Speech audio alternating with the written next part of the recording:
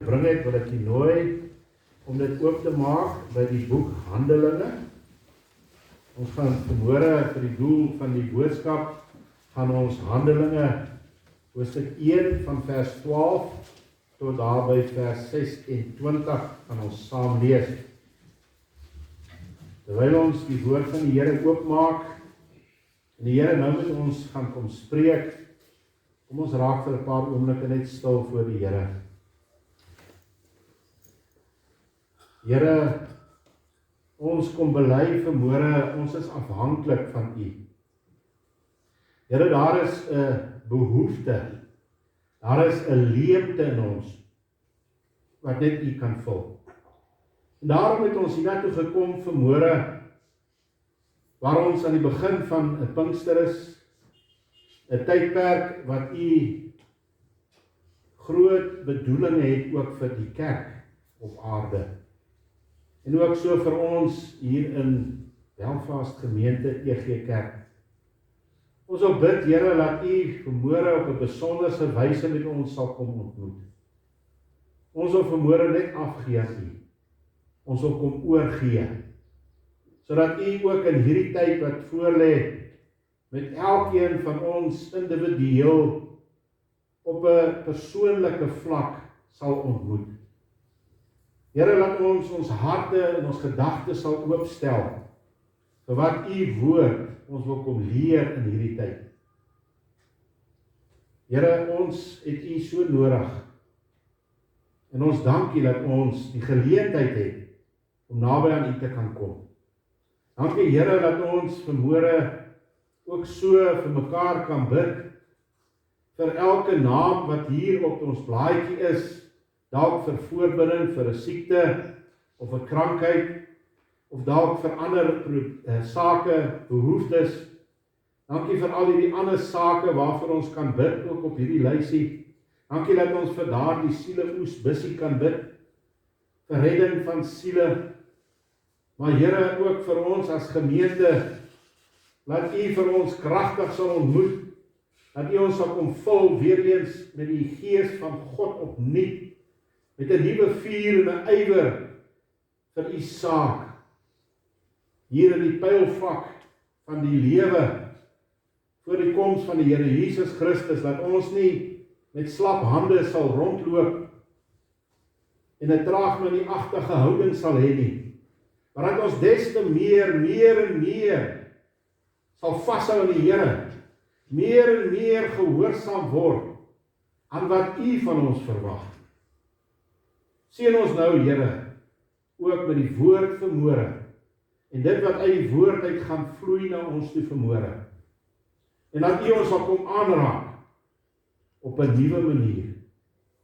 Stuur dit hierheen, Heer, stuur dit hierheen, 'n magtige herlewing, stuur dit hierheen.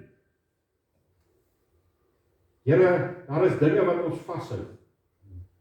Here, ons wil saam sing met die lied. Kom breek daardie bande. Kom maak my vry, sodat ek 'n mondstuk vir U in herlewing sal wees. Ons dank U, Here, dat ons die genade van God vandag nog kan ervaar, en dat U ook met ons hier wil kom ontmoet. Ons loof U wonderlike naam. Amen. Geliefdes, voor ons na die woord van die Here toe kom, laat dit ook die begeerte van U hart is, om in hierdie Pinkster van 2026 kragtig deur die Here ontmoeting sal hê, en dat die Here ook daar in U hart sal kom werk, vir wat Hy van ons as gemeente verwag. Vanmôre se skriflesing is ons daar in die boek van Handelinge, Handelinge hoofstuk 1, ons gaan van vers 12 af saam lees, net wat vooraf gebeur het. Dit was net nadat Jesus dan nou opgeneem is in die hemel, met die hemelvaart. Nou van hemelvaart af, tot en met Pinkster Sondag was daar 'n 10 dae tydperk, waar daar kragtig gebid was, waar daar die woord verkondig was, waar daar ander dinge, besluite geneem moes word, rondom daardie 120 wat daar was, en die apostels wat moet uitgegaan het, om die kerk te gaan stig hier op aarde. Die Here Jesus Christus het gekom na hierdie aarde toe. Hy is gebore as 'n mens, maar hy was God en hy moes die pad stap en hy moes gesterf het in die graf in vir ons sonde, maar hy het opgestaan met 'n nuwe lewe vir ons ook daarin. En daar het nog 40 dae plaasgevind voordat hy in die hemel opgeneem is. En daar was 10 dae van intense gebed, intense wag op die belofte van die Heilige Gees, wat hulle kom bekragtig het. Kom ons gaan lees die woord van die Here, daar van Handelinge hoofstuk 1, vanaf verse 12 af. Daarop draai hulle om na Jerusalem van die berg af wat genoem word Olyfberg, wat naby Jerusalem is, 'n sabbatsreis ver, so 'n kilometer. En toe hulle daar kom, gaan hulle na die bovertrek waar hulle gewoond was om te vertoef, naamlik Petrus en Jakobus en Johannes en Andreas, Filippus en Thomas, Bartolomeus en Matteus, Jakobus, die seun van Alfeus, en Simon die ywerraar en Judas, die seun van Jakobus. Hulle almal het eendragtig volhard in gebed en smeking, saam met 'n aantal vroue en Maria, die moeder van Jesus, en met sy broers. En in die dae het Petrus in die midde van die disippels opgestaan.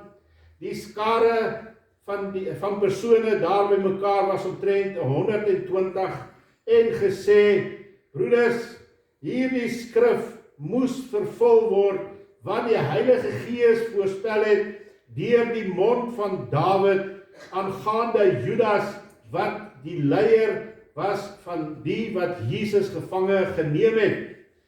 Want hy is saam met ons getal gereken en het die lot van hierdie bediening verkry. Hy het dan 'n stuk grond gekoop met die loon van die ongeregtigheid en het daar het vooroorgeval en oopgebars en al sy ingewande het uitgestort. En dit het bekend geword aan al die inwoners van Jerusalem, sodat daardie stuk grond in hulle eie taal Akeldama genoem is. Dit is bloedgrond, want daar staan geskrywe in die boek van die Psalms: laat sy woonplek woes wees, en laat daar geen inwoner in wees nie, en laat 'n ander een sy opsienersambt opneem. Van die manne dan wat saam ons rondgegaan het, al die tyd waarin die Here Jesus by ons in en uit gegaan het, van die doop van Johannes af tot op die dag dat hy van ons opgeneem is, van hulle moet daar een saam met ons getuig word van sy opstanding. Hier stop. En hulle het 2 voorgestel, Josef, wat genoem is Barsabas, met die bynaam van Justus, en Matthias. En hulle het gebid en gesê: U Here, wat die harte van almal ken, wys uit hierdie 2 die een aan wat U verkies het, om die lot van hierdie bediening en die apostelskap te verkry, waarvan Judas afgewyk het om heen te gaan en na sy eie plek. Toe werp hulle die lot, en die lot het op Matthias geval, en hy is gekies om saam met die 11 apostels te wees. Net tot sover uit die woord van die Here ook dan verhoore. Nou in daardie dag, terwyl hulle daar in die boventrek was, het daar 'n paar dinge afgespeel, eintlik in daardie week, daardie 10 dae waar hulle gereeld by mekaar gekom het. En ek wil die aandag dan fokus toe die disippels daar by die Here was op die Olyfberg, net voor hy opgeneem is, het hy vir hulle gesê hulle moet in Jerusalem gaan wag totdat die belofte dan vir hulle gestuur word. Die belofte was die Heilige Gees. En hulle het teruggegaan en hulle daar gaan wag. En ons lees daar in verse 13, en toe hulle daar kom, gaan hulle na die bovertrek. Ek wil vanmôre met u dan praat uit hierdie vers onder 'n tema in die bovertrek. Nou dit was net na Jesus se hemelvaart, waar die disippels dan teruggegaan het na Jerusalem toe, en hulle daar vergader in 'n vertrek waar hulle baie keer saam gewees het. Daar was blydskap in hulle harte, daar was groot vreugde, nadat Jesus opgevaar het, en hy die belofte vir hulle gegee het van die Heilige Gees. Ons lees daar in Matteus, of in Lukas 24 vers 51 en 52, en terwyl hy hulle seën, het hy van hulle geskei en is in die hemel opgeneem. En hulle het hom aanbid en na Jerusalem teruggegaan met groot blydskap. En die disippels gaan toe daar na 'n plek toe waar hulle gewoon was om by mekaar te kom. Verse 15 wat vir ons dan sê ook, en die skare van die persone daar by mekaar was omtrent 120. So daar was 'n gemeente by mekaar van 120. Ons kan sê dit was die eerste Christelike gemeente wat saamgekom het nadat Jesus dan nou opgevaar het na die hemel toe. Daar was 'n byeenkoms van gemeentelede gewees. Net soos ons vanmôre hier by mekaar is. Net soos ons elke Sondag ook by mekaar kom. Daar in die bovertrek was daar 'n geleentheid gewees. Die bovertrek spreek van 'n plek van samekoms. Plek waar kinders van die Here by mekaar kom om die Here te aanbid met blydskap in hulle harte. Wanneer ons kerk toe kom, is dit die beeld wat ons self moet neem. Ons kom hiernatoe, nie omdat dit 'n plek is wat heilig is vir ons en ons gaan anders doen. Nee, dis 'n plek waar ons by mekaar kom, die kinders van die Here, om saam te kan wees, sodat ons die Here kan aanbid. Dis 'n plek waar ons veilig kan voel in die teenwoordigheid van die Here Jesus Christus. Dis 'n plek om die Here te kom aanbid en deur hom gevoed te kan word. Uit hierdie gedeelte wat ons saam gelees het, oor die disippels wat teruggegaan het na Jerusalem toe, daar in die bovertrek by mekaar gekom het, die ander vrouens, en Jesus se moeder Maria was daar, en sy broers was daar, tot 120 mense wat daar saam was, die Bybel sê is 120 mense, is daar sekere dinge wat vir ons uitstaan. En ek dink ons moet vanmôre so 'n bietjie hierdie gedeelte gaan ondersoek, en so 'n bietjie kyk, wat beteken dit vir u en vir my, hier waar ons ook by mekaar kom, saam met ander kinders van die Here. Ons kyk na die gedagte, die bovertrek is 'n plek van. Daar is 'n paar gedagtes wat ons hier gaan sien vanmôre, wat die Here vir ons bietjie wil uitlig, wat hy vir ons wil kom wys, daar in die bovertrek. En dat ons dalk met daardie gesindheid ook met blydskap in ons harte dan saam sal kom om hier saam te vergader. Die eerste gedagte is, die bovertrek is 'n plek van gemeenskap. Is 'n plek van gemeenskap. Net voor die Here Jesus Christus se inhegtenisneming, waar hulle hom gevange geneem het, die aand voor dit, was dit die nag, was dit die Pasga gewees. Nou die Pasga was die Jode wat ingestel is net voordat hulle uitgegaan het, of uit Egipte uitgegaan het, en hulle die Pasga gehou daardie aand. En die Here Jesus Christus het vir Petrus en Johannes gestuur om solank die Pasga te gaan voorberei, waar Jesus dan saam met sy disippels gaan kom om die Pasga te gaan hou. En ons sien daar in Lukas 22 verse 9, ek dink ek het dit daar so, kom ons van vers 9 af. En hulle sê vir hom, waar wil u hê moet ons dit berei? En Jesus antwoord hulle, kyk, as julle in die stad ingaan, sal 'n man julle ontmoet met 'n kruik water, dra, volg hom na die huis waar hy ingaan. En julle moet vir die eienaar van die huis sê, Die meeste vra u, waar is die kamer waar ek die Pasga met my disippels kan eet? En hy sal julle 'n groot bovertrek wys, wat reggemaak is. Daar moet julle voorberei. Die Here stuur vir Petrus en Johannes, en hulle moet daar na 'n bovertrek toe gaan. Nou, baie goeie bewyse, skrifbewyse en die kommentaar is baie eens, dat hierdie huis het behoort aan Markus, die skrywer van die evangelie.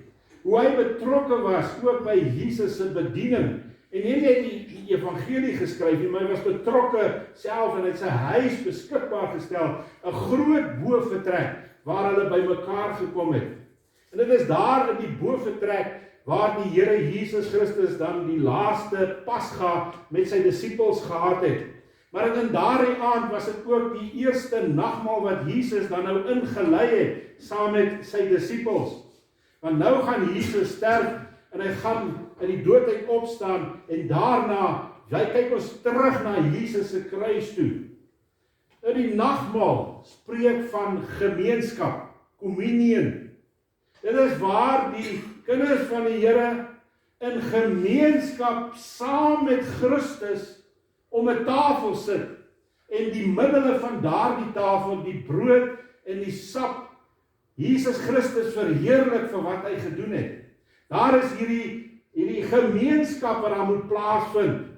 Dis gemeenskap van die gemeente wat hier na die plek van aanbidding toe kom rondom die tafel van die Here. So ook ons eredienste. Wanneer ons hier na die kerk toe kom, is dit 'n plek van gemeenskap. Wanneer ons daar in die buitekant is en ons kom nie hiernatoe nie, kan daar nie gemeenskap wees nie. Dit is verdeeldheid. Dis wat die duiwel sê. Hier, binne in hierdie kerkgebou wat die Here van ons gegee het, dis nou al 75 jaar terug, as ek nou reg onthou, 70 jaar terug, het die Here hierdie kerkgebou gegee vir ons kerk. En daar is nou vir soveel jaar, die gemeente bestaan nou al 82 jaar, daar was 'n ander plekkie, waar daar 'n bymekaar kom plek is om gemeenskap te hê. Dit is die gedagte met die bokkamer. Dit is die gedagte wanneer ons dink aan kerk toe gaan. Daar is gemeenskap met Christus, maar ook 'n hegte gemeenskap met die medekinders van die Here. Die bovertrek is ook 'n plek van gewoonte. Die woord van die Here sê vir ons in Handelinge 1 vers 13, en toe hulle daar kom, gaan hulle na die bovertrek waar hulle gewoond was om te vertoef. Hulle was gewoond om daar saam by mekaar te kom. Die gemeentelike samekoms is iets wat 'n gewoonte moet wees. Nie as ek voel ek wil gaan nie. Nee, dit moet 'n gewoonte wees, 'n baie goeie gewoonte. Daar moenie twyfel in kinders se harte wees waar hulle op 'n Sondag gaan wees nie. Hulle moet weet, my pa en my ma gaan my kerk toe vat. Ek het so groot geword. En ek dink baie van u het groot geword. Op 'n Sondagoggend en 'n Sondagaand was ons in die kerk. My ma het ons kerk toe gevat. Met uitsondering was ons nie daai Sondag in die kerk. Vandag is die uitsondering om kerk toe te gaan. Die hele ding het verkeerd omgedraai. Die woord van die Here leer ons. Daai bovertrek waar hulle gewoond was om te gaan, is 'n goeie gewoonte om te gaan. Die ouers sê vir die kinders vandag, hulle kan maar kies of hulle kerk toe wil gaan. Natuurlik gaan die kinders nie wil kerk toe gaan nie. Hulle gaan by die huis wil bly. Dit is baie lekkerder by die huis as hier by die kerk. Kinders gaan nie wil kom nie. Ek kan onthou toe my ouers so 72 jaar oud geword het, my pa nog gelewe, en ek het 'n geleentheid gehad om 'n bietjie met hulle te praat. Toe sê ek vir my ma en my pa, baie dankie dat hulle ons geforseer het om kerk toe te gaan as kinders, want dit het 'n fondament vir my gebou. 'n Liefde vir die kerk. Na die tyd toe sê sy, ons het julle nie geforseer nie. Ons het julle saamgevat. Hoeveel ouers bring hulle kinders nog kerk toe vandag? Nee, die ouers lê op by die huis. Hulle gaan doen shopping in die malls daar in die stede. Die Here kan maar wag, die Here moet maar verstaan, ek het 'n moeilike week gehad. Die woord van die Here sê, laat dit 'n gewoonte is om Sondag kerk toe te kom. Dat ons kinders sal bring, dat hulle in daai gewoonte sal kom. Eendag gaan elkeen van ons voor 'n heilige God staan en antwoord gee. Wie van u gaan vir die Here kan verskonings bring hoekom jy jou kinders nie gehad het nie? Om Sondag kerk toe te gaan is 'n baie goeie gewoonte. Dit bring roetine in 'n mens se lewe en dit skep vastigheid in jou geestelikheid. Om kerk toe te gaan hang nie af van ander mense nie. Dit hang nie af of ek kerk toe sal gaan en daai is die kerk, dit gaan net nie. Nee, dit gaan nie daaroor nie. Dit gaan oor my verhouding, my gesindheid teenoor Jesus Christus. Ek wil kerk toe gaan, want Jesus Christus wil hê ek moet daar wees. Jesus het die voorbeeld gestel. Hy self het die gewoonte gehad. Het jy al gelees? Handelinge 4 vers 16. Toe kom Jesus in Nasaret, waar hy opgevoed was. En soos hy gewoond was, gaan hy op die Sabbat in die sinagoge en staan om te lees. Jesus het die gewoonte gehad. Wanneer hy daar was op die Sabbatdag, het hy na die sinagoge gegaan. Wie is ek en jy om te sê, nee, Jesus het die voorbeeld gesê, ek kan maak wat ek wil. Behoort ons werklik waar aan Jesus? Het hy ons al so aangeraak hier in ons diepste binneste, dat ons nie 'n begeerte het om op 'n Sondag saam met hom te wees nie? Mense kan so maklik verskonings maak. Hulle kan baie keer hier met 'n swaar gemoed instap. Ek is hier om ek wil nie hier wees nie. Ek was daar toe ek ongered was. Ek het kerk toe gegaan, maar ek wil nie daar wees nie. Maar die gewoonte was daar. En ek het huis toe gegaan met niks. Maar die woord van die Here sê, daar moet blydskap in my hart wees. Nie iets anders dan daar moet blydskap wees. Kyk wat die disippels, en hulle het hom aanbid en na Jerusalem teruggegaan met groot blydskap. Daar moet 'n opgewondenheid wees, 'n Sondag, ek wil kerk toe gaan. Hierdie mense het rede gehad om swaarmoedig te wees. Die Here was vir 3,5 jaar saam met hulle. 40 dae terug is hy dood, maar hy het opgestaan, en hy het vir 40 dae saam met hulle nog steeds op hierdie aarde gewees. En daar word hy weggeneem van hulle af. Maar die belofte wat hy gegee het hulle so opgewonde gemaak, dat daar blydskap was, groot blydskap sê die woord. En hulle het Jesus aanbid. Die woord van die Here leer ons dat die bovertrek nie net 'n plek van gemeenskap is nie, maar is 'n plek van gewoontevorming, om gereeld daar te kan wees. Die bovertrek spreek ook van 'n plek van gebed. Ons lees in Handelinge 1 verse 14, hulle almal het eendragtig volhard in gebed en smekinge. Die bovertrek was gevul gewees met gebede van daardie mense. Maar die geheim is eendragtig volhard. Ons kan met verdeeldheid saamkom en dink ons verheerlik die Here met ons lewens. Eendragtigheid beteken in die woordeboek with one accord, with one mindset, met dieselfde gedagte moet ons mee volhard. Ons gebede moet nooit oor onsself gaan nie, maar dit gaan oor die Here Jesus Christus. Gebed gaan altyd heel eers om God te verheerlik. Hy wat my verlosser en saligmaker is. Blydskap wil ek hom net aanbid. Tweede gaan dit oor my onkunde, my sondige wat ek bely. Ons moet bid vir ander mense, nie net altyd vir onsself nie, vir ander mense. Job was meer geseën aan die einde van sy lewe, omdat hy vir sy vriende begin bid het. En laastens kan ons vir onsself bid. Die apostels kom by die Here Jesus, hulle sê, Here, leer ons bid. Matteus 6 vers 9, so moet julle dan bid. Ons Vader wat in die hemel is, Laat u naam geheilig word. Laat u koninkryk kom. Laat u wil geskied. Soos in die hemel, so ook op die aarde. Gee ons vandag ons daaglikse brood. Here, voorsien vir almal van ons dit wat ons in hierdie dag nodig het. Here, en vergewe ons skulde. Here, vergewe dit wat ek verkeerd doen. Hoe?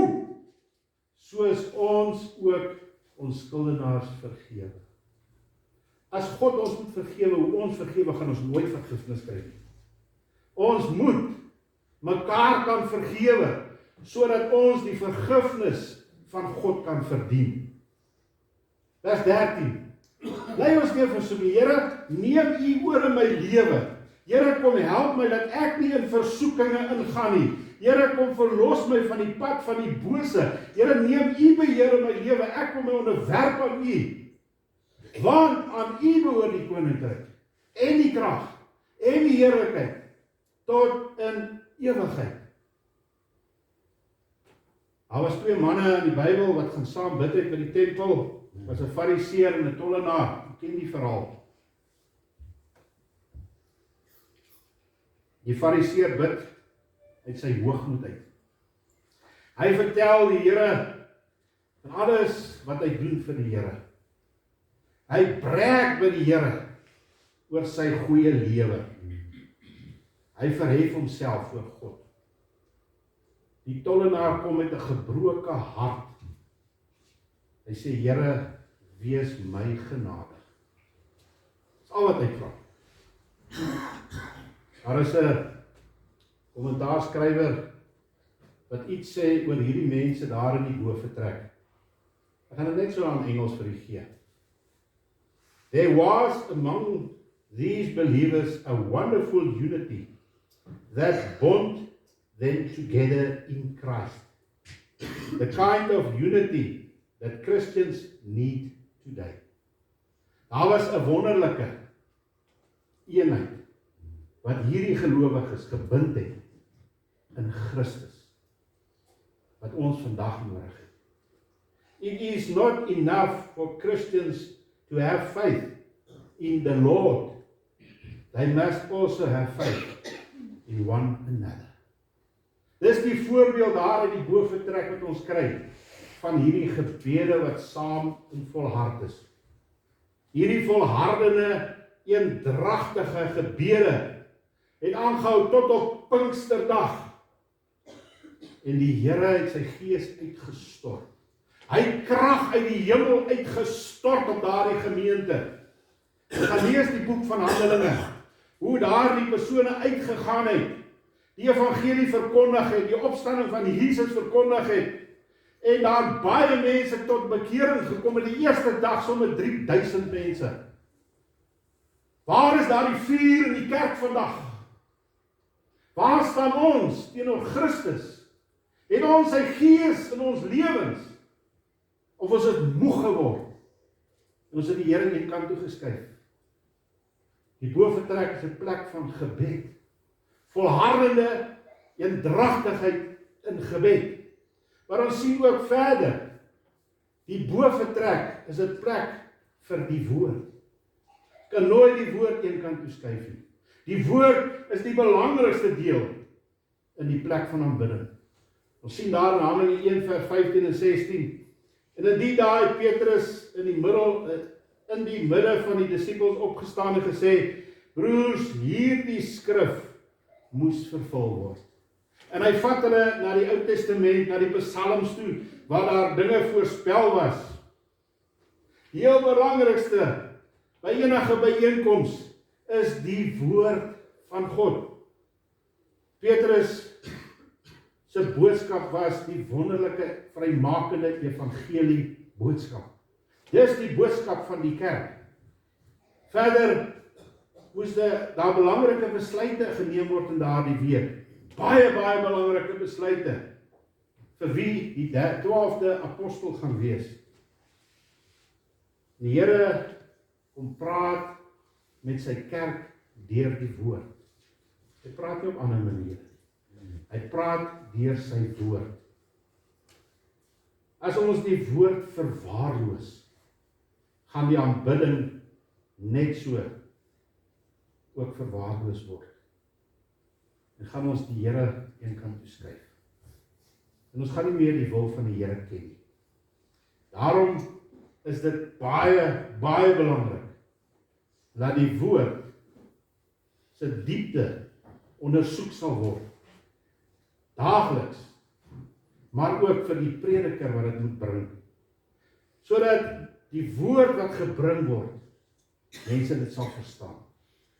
En daarom moet u ook vir my bid in die week, dat die Here met my sal ontmoet, sodat daar die woord na vore sal kom.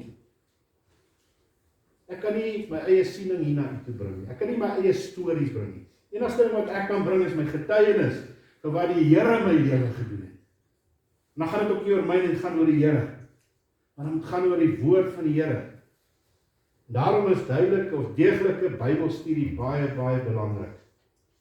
Maar weet jy, dit gaan ook 'n bietjie verder as om net hier te kom sit en luister na die woord.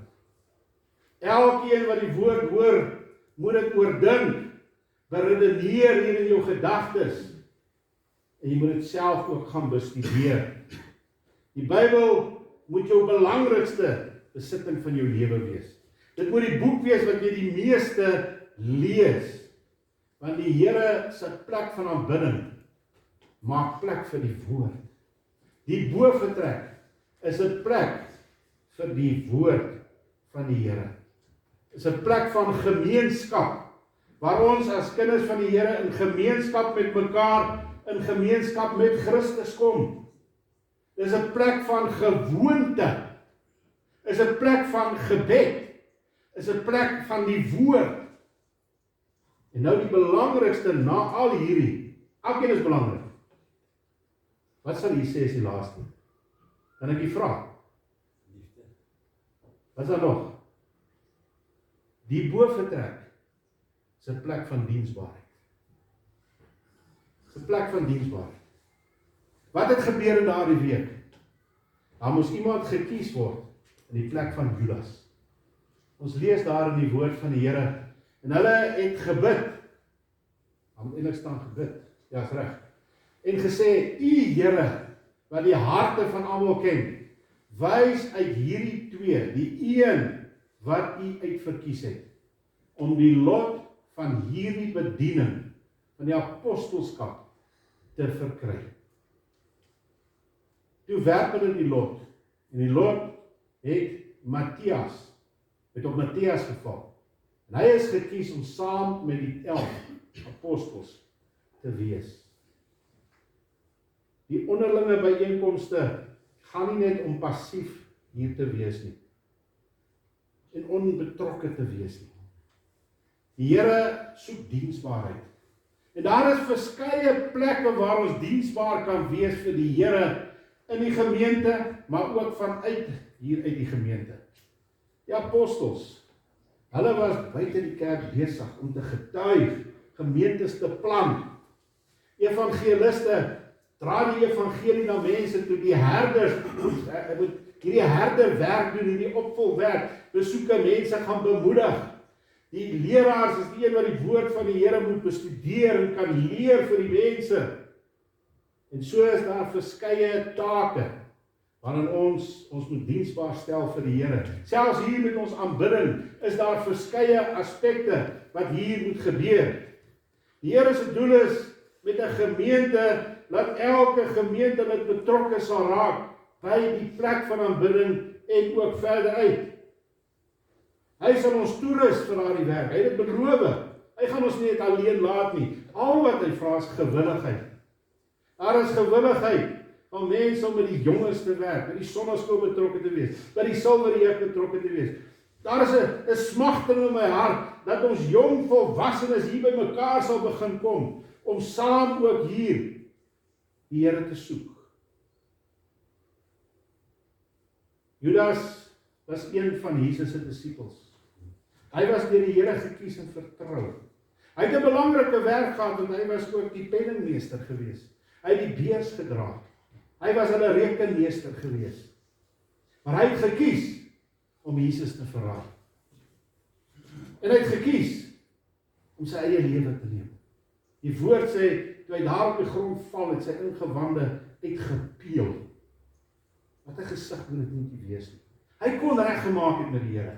Hy het geweet hy was verkeerd. Maar hy het nooit na Jesus toe gegaan en sê, Here, ek was verkeerd nie. Hy het dit nooit gedoen nie. En waar is hy? Hy het sy apostelambt verloor. Hy is uit die prentjie uit. En daar in die boventrek kies hulle 'n opvolger wat die apostelambt weer opneem. Die Here wil hê ons moet betrokke wees. Maar as ons kies om nie betrokke te wees nie, gaan hy iemand anders te kies en hy gaan iemand anders te toerus. Maar wie lei skade op die ou einde? Net ek. Niemand anders nie. Elke disipel het sy eie gawes gehad, het sy eie opdrag gehad en het sy eie visie gehad. Gaan lees maar in Handelinge die verskillende paaie wat hierdie apostels gegaan het. Maar hulle het een doel voor oog gehad. Die evangelie aan die verlore mensdom te bring. Later was Paulus gekies, wat Saulus was. En hy moes die evangelie na buite die Jodendom toe vat. En ek en jy vandag daar die wonderlike voorreg om dit te kon hoor en ook gered te kan word. En dit gaan gemeentes plant, die woord versprei. Dit is die doel van die kerk vandag. Dan kan ons die vraag van onsself almal afvra. Waar is jy betrokke? By God se saak. Is jy deel van die gebedsgroep? Is jy deel van die voorsiening sodat die werk kan uitgaan? Is jy deel van die bestuur van die gemeente? Is jy betrokke by die dames se bediening, by die kinderbediening, by die jeugbediening, by jong volwasse bediening? Waar is jy vandag ten opsigte van hierdie boodskap wat die Here vir ons bring? Die boventrek was 'n plek van veiligheid vir die disipels. Dis hoe dit hier moet wees in die gemeente, is 'n plek van veiligheid. Hier waar ons saam kan kom sodat Christus verheerlik kan word deur ons lewens. En hulle het so volhard vir daardie hele week. En daar het 'n vervulling gekom met die Heilige Gees van God. Die boventrek, die gemeente, is 'n plek van gemeenskap. Ons moet dit nooit verloor nie. Die plek van gemeenskap, waar ons saamkom in gemeenskap saam met Christus. Dis 'n plek van gewoontevorming. Nou ons verstaan, omstandighede laat dit nie altyd moontlik om daar te kan of hier te kan wees nie. Ons verstaan dit en ek dink die Here verstaan dit dalk beter as wat ons dink. Hy verstaan dit. Maar moenie net sommer moedwillig wegbly nie. En dan staan jy skuldig voor God. Dis 'n plek van gebed. Dis 'n plek vir die woord. Dis 'n plek waar ons diensbaar vir die Here kan wees. Liewe vriende, kom ons neem erns. Hier in die begin van Pinkster. Ons gaan vanaand ons bietjie na onsself persoonlik begin kyk. Wat het die Here vir my gedoen aan die kruis? En wat wil die Heilige Gees in my as kind van God kom wakker maak? Hy het ons kom vrymaak. Vanaand kyk ons na vrymaking van sonde. Die sondebeheer. Die sonde wat so wil heers in ons lewens. Die vlees en die gees bots teen mekaar in ons eie lewens. Kom luister vanaand wat die Here vir u en vir my wil sê. Ons is vrygemaak van sonde. Mag die Here u kom seën ook in hierdie Pinkstertyd. Kom ons motiveer mekaar.